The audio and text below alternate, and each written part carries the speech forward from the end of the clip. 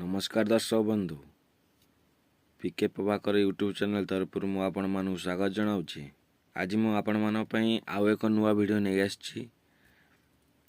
वीडियोटी कौन चलतु वीडियो माध्यम आज फुल डिटेल्स रे आज जानिबा। एसएससी तरफ जो एमटीएस एवं हाबिलदार पोस्ट बाहर ताहा बाबद में मुझे आपण मानक फुल डिटेल्स रे वीडियो माध्यम जनइबी। जदि आपण मानकर एज क्वालिफिकेशन एवं आपण माने एई पोस्ट पई एलिजिबिलिटी हेई पारुथिबे ताहाले आपण अप्लाई करिवे। तो चलंतु देरी न करी वीडियो स्टार्ट करिया। देखंतु संग माने एसएससी तरफ जो पोस्ट बाहर छी ता टोटल पोस्ट रहउची 1075 पोस्ट रहउची एवं एमटीएस एवं हाबिलदार पोस्ट रहउची।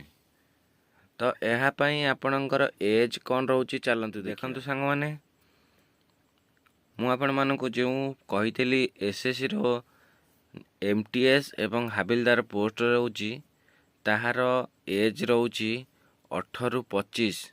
एमटीएस पोस्ट पाई रोची 18 रु 25 वर्ष। जदि आपणक डेट ऑफ बर्थ 2/8/2000 रु 1/8/2007 मध्य रे होइथिबो ताहाले आपण एमटीएस पाई ताहले आपण एमटीएस रे अप्लाई करिया पई एलिजिबिलिटी हेई परिवे। या पर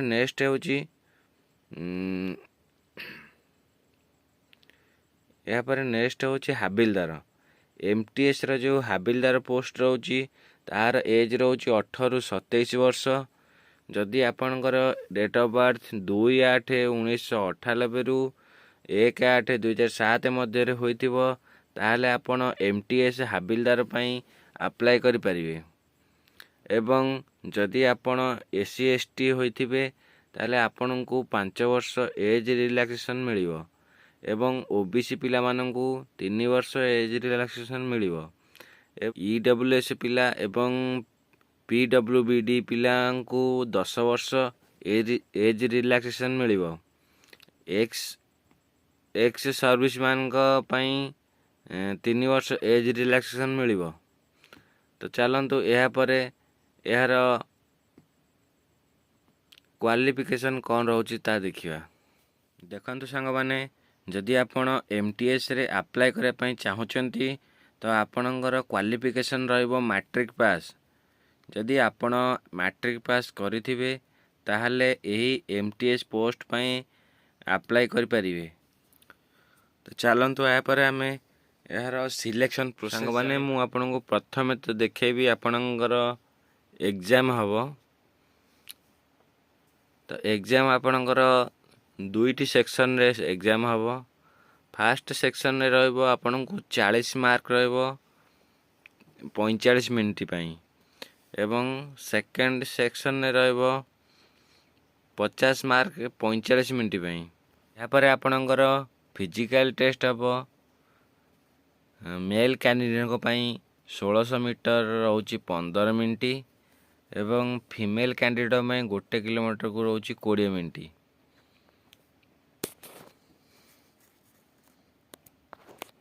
एवं हाइट रोची मेल कैंडिडेट को पाई 157.5 सेंटीमीटर रोची हाइट एवं चेस्ट रोची 81 सेंटीमीटर चेस्ट एवं फीमेल कैंडिडेट पाई रोची 152 सेंटीमीटर हाइट एवं वेट रोची 48 केजी वेट। यह पर आपण पाई एप्लिकेशन फी रोची 100 टंका।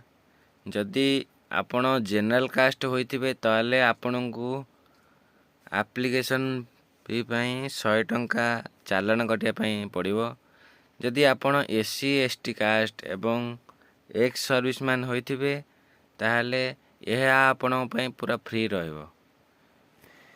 जदि यह को आपण अप्लाई करिया पाई चाहुचंती यार लास्ट डेट रहउची 24/7/2025 पर्यंत यार लास्ट डेट रहउची। या पर हमें देखिबा आपण जदि एही एमटीएस पोस्ट पाई अप्लाई करिया पाई चाहुचंती तो यार एप्लिकेशन स्टार्ट डेट होची 26/6/2025 रु या स्टार्ट हेलानी एवं 24/7/2025 यार शेष डेट 24/7/2025 यार लास्ट डेट रोचे। जदि आपण मैंने अप्लाई करने चाहूँगी, जदि आपण मैंने यार एलिजिबिलिटी हो पारुछंती एई पोस्ट पाई, ताहले आपण मैंने डेरी न करी जल्दी यही पोस्ट पाई अप्लाई करनियंतु। आशा करुच्ची मु आपण मानंकु वीडियो माध्यम रे फुल डिटेल्स रे एसएससी एमटीएस पोस्ट विषय रे आपनको फुल डिटेल्स रे मु आपनको बुझेई पारिथेबी। जदि मो वीडियोटी भल लागिथिबो ताहले आपण लाइक शेयर कमेंट एवं सब्सक्राइब निश्चय करिवे।